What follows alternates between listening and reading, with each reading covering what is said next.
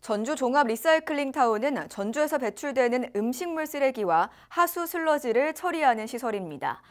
4개 회사가 출자한 특수목적법인이 지난 2013년 전주시와 협약을 맺고 관련 업무를 처리하고 있는데요.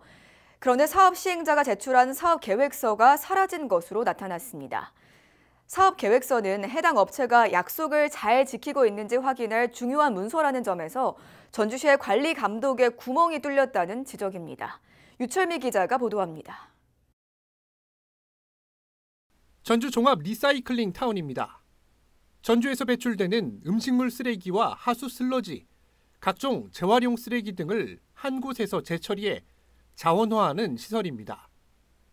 수익형 민자 사업 방식으로 추진되면서 건립된 시설물은 전주시가 갖고 대신 업체는 20년간 관리 운영을 하면서 매년 처리비를 받는 방식으로 운영 중입니다.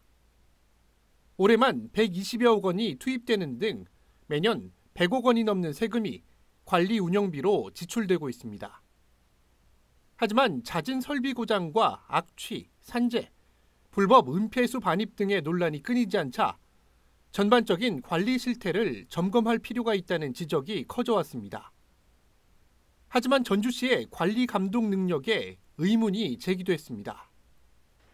전주시 의회 한승우 의원은 업체가 당초 약속을 잘 지키고 있는지 확인할 사업 계획서가 사라졌다고 지적했습니다.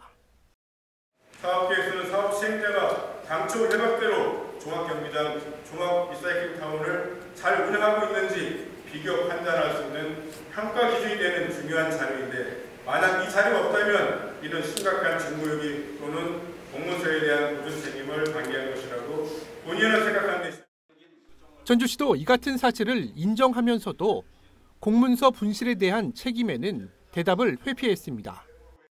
또한 사업 시행자 및 사업 장관에 대한 수탁자였던 환경공단에도 문의하였으나 관련 자료의 확보가 어려운 상황입니다.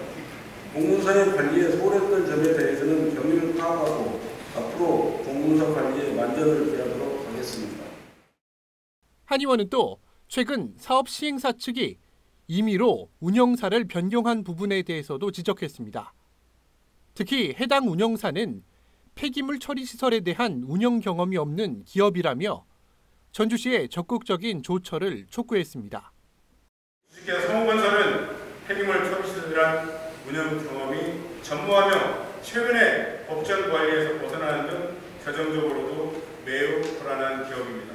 이처럼 경험도 없고 재정적으로 어려움에 처해 있는 기업에게 전주 종합 리사이클링 타운의 운영을 맡기는 것은 사실상 전주시가 종합 리사이클링 타운 관리를 포기하는 것은 아닌지 매우 불안한 상황이 아닐 수가 없습니다.